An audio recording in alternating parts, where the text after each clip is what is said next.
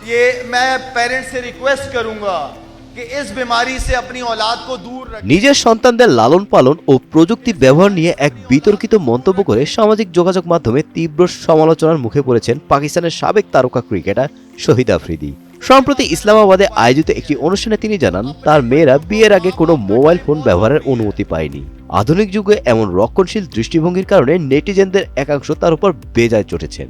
सबसे इम्पोर्टेंट है, माँ बाप से अच्छा टीचर कोई और नहीं हो सकता। সন্তান লালন পালনের ধর্মীয় ও নৈতিক শিক্ষার উপর সবচেয়ে বেশি জোর দিতে হবে বলে জানান আফ্রিদি। মোবাইল ফোন বর্তমান প্রজন্মের জন্য একটি মারাত্মক ও ক্ষতিকর আসক্তি, বিশেষ করে 16 থেকে 21 বছর বয়সী সন্তানদের উপর কড়া নজরদারি রাখা জরুরি। এই নিয়ম মেনেই তিনি তার মেয়েদের বিয়ের আগে মোবাইল ফোন থেকে দূরে রেখেছেন।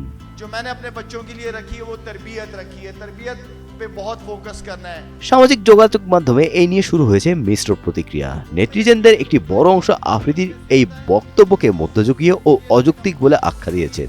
তাদের মতে বর্তমানে ডিজিটাল যুগে মোবাইল ফোন কেবল বিনোদন নয়, শিক্ষা ও যোগাযোগের প্রধান মাধ্যম।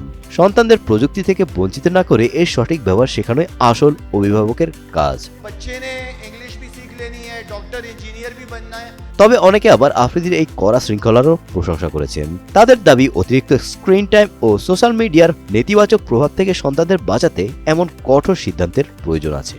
খেলার মাঠের বাইরেও নিজের ব্যক্তিগত ও পারিবারিক জীবন নিয়ে প্রায়শই আলোচনা করে থাকেন আফ্রিদি। তবে মেয়েদের মোবাইল ব্যবহার নিয়ে এই সাম্প্রতিক মন্তব্য ক্রিকেট ও সামাজিক যোগাযোগ মাধ্যমে নতুন এক বিতর্কের জন্ম দিল।